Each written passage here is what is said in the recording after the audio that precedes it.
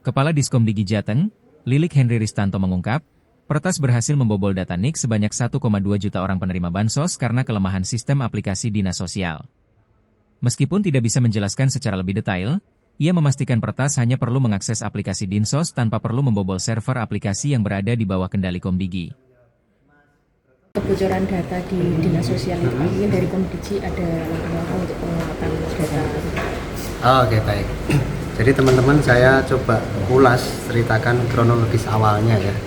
Jadi pada tanggal 12 Februari 2026, jajaran Polda Banten mendatangi dinas sosial untuk melakukan koordinasi dan klarifikasi dalam rangka penyidikan dugaan kasus pelanggaran akses data.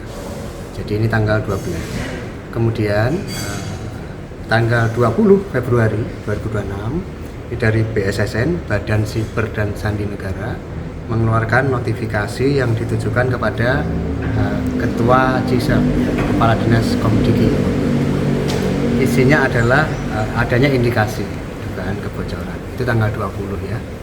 Kemudian atas notifikasi itu, Bapak Ibu teman-teman, tanggal 25 Februari 2026, jadi jarak 5 hari setelah notifikasi itu, Kepala Dinas Komdigi Provinsi Jateng selaku Ketua CISER menyampaikan surat kepada Kepala BSSN RI, Badan Siber dan Sandi Negara, yang isinya adalah permohonan pendampingan pasca insiden, dan ini sudah ditangani oleh BSSN sampai dengan saat ini.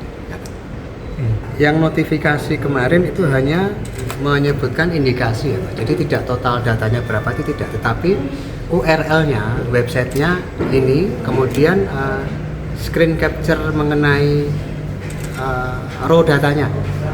Jadi tidak sampai jumlahnya itu berapa. Begitu. Kalau yang kemarin Soal data pasti kami belum dapat konfirmasi ya Pak, tetapi indikasi-indikasi kebocoran itu memang dari notif BSSN sudah sampai ke kami dan kami sudah menindaklanjuti sebagaimana batas kewenangan, dan kami memang mohon pendampingan dari BSSN. bisa sampai terjadi insiden seperti itu, apakah Ya. sudah ditelusuri? Begini teman-teman ya, jadi yang pertama, saat-saat ini memang kan digitalisasi itu bagian dari upaya untuk perbaikan pelayanan publik. Nah, begitu masuk ke ruang digital, ruang internet, memang risiko-risiko kebocoran pasti ada di level apapun itu. Nah, yang penting dari sisi pemangku data sudah begitu insiden melaporkan, dan dari kami juga sudah memohon asesmen ke BSSN dan BSSN sudah menangani. Itu pas kejadian Langkah pertama kan tadi asesmen ya Pak, ada indikasi kebocoran nih. Teman-teman dari bidang persandian dan keamanan siber, dia melakukan self assessment, lalu memandang perlu dalam hal ini mitigasi resikonya akan berdampak lebih besar dan membutuhkan sumber daya yang lebih besar pula. Surat tanggal 25 Februari inilah merupakan upaya kami untuk bagaimana kita memperkecil resiko terjadinya kebocoran lanjutan. Kalau pengungkapan data-data seperti itu seiring dengan penyidik ya Mbak ya. Jadi ada barang siapa, seseorang melakukan tindakan perbuatan melawan hukum, nah penyidiknya yang melakukan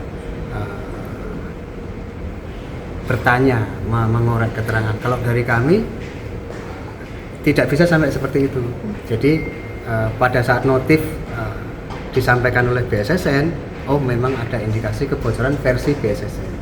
Maka teman-teman asesmen, lalu sekali lagi dengan keterbatasan sumber daya kita memohon pendampingan, dan itu sudah dilakukan sampai hari ini. Itu Polda Banten kan menyebut Saya kira nggak sampai ke sana ya Mbak. Jadi karena tidak ada niat jahat di pemerintah provinsi, apakah dinas sosial, pemangku datanya ini kan dinas sosial, aplikasinya di dinas sosial. Jadi beliau ini juga korban peretasan, sehingga secara prosedur tanggung jawabnya adalah begitu dinotif dan disadari adanya peretasan, SOP-nya dia melapor. Karena dia tidak memiliki instrumen keamanan siber sebagaimana di Badan Siber.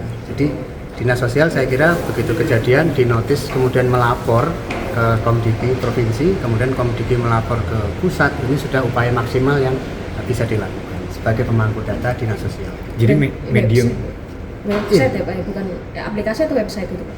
Jadi itu aplikasi, tapi